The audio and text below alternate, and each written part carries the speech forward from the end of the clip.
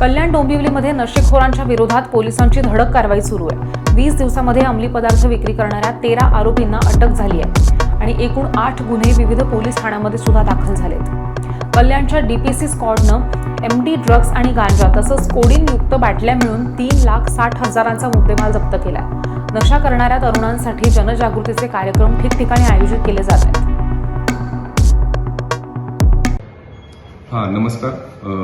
परिमंडळ 3 कल्याण परिमंडळामध्ये 1 जानेवारीपासून अंमली पदार्थाची जी मोहीम सुरू आहे त्याच्या अंतर्गत केलेली कारवाईच्या संदर्भात थोडक्यात माहिती आहे।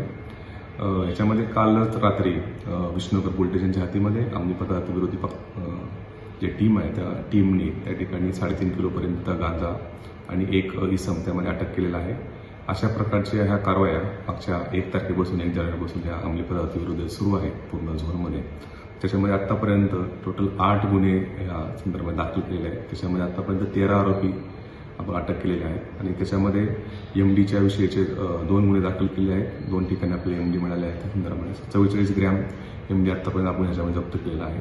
त्याचप्रमाणे गांजाच्या अनुषंगाने आपण आत्तापर्यंतच्या 4 कारवाया केलेल्या आहेत। त्याच्यापर्यंत आत्ताचे अंदाजे 6 किलोपर्यंत गांजा आपण रिकव्हर केलेला आहे। त्याचप्रमाणे ज्या कोरेक्सच्या बॉटल ज्या आहेत त्या नशा करण्याकरता यूज करतात अशा आपण 2 केसेस आतापर्यंत या पूर्ण परिमंडळामध्ये केल्या आहेत। अशा प्रकारे एकूण 44 ग्रॅम एमडी 6 किलोपर्यंत गांजा जवळजवळ 232 बॉटल्स ह्या कोडीनयुक्त जे कोरेक्स औषध आहे त्याच्या असा एकूण 3.5 लाखाच्या पेक्षाही जास्त मुद्देमाल या पूर्ण कारवाईपर्यंत मध्ये आतापर्यंत 1 तारखेपासून जप्त केलेला आहे आणि ही परिमंडळमधली कारवाई अशाच प्रकारे सुरू राहणार आहे। जे विक्री करणारे असेल आणि सेवन करणारे या दोघांच्या वरती ही कारवाई ही पूर्णपणे झोनमध्ये सुरू आहे आणि अशा सर्व फुटेज हद्दीमध्ये आणि पूर्ण झोनमध्ये ही सुरू राहणार आहे।